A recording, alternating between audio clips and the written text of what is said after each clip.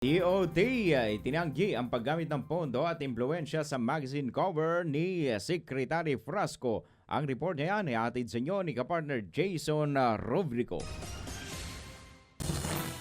Usap-usapan sa social media ang isang magazine cover kung saan si Tourism Secretary Cristina Garcia Frasco ang naging tampok dahilan upang umani ito ng batikos mula sa ilang netizens. Anila, imbes na ang mga magagandang tourist spot ang ibida, bakit si Frasco umano ang ibinalandra? Pero giit ng Department of Tourism, hindi umano sila ang nagkontrata, nagbayad, nagutos o nagdirekta sa paggawa ng cover at feature story ng magazine. Ayon sa ahensya, desisyon ng magazine ang lahat ng nilalaman, kabilang ang pagpili ng larawan at teksto at walang ibinigay na litrato, gabay o pondo ang para sa feature.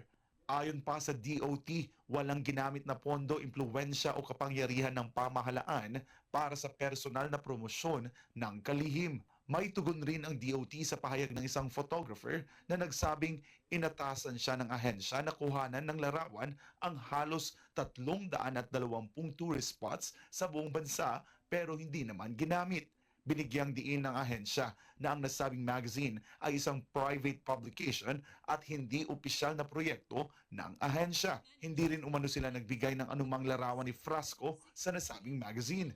Sabi ng ahensya na hindi kailanman nag-instruct, pumili, nag-aproba o nag-endorso ang ahensya ng anumang larawang gagamitin ng magazine. Sa huli, iginit ng ahensya na ang pagpapakalat ng maling impormasyon at maling pag-uugnay sa ahensya ay may seryosong epekto sa tiwala ng publiko.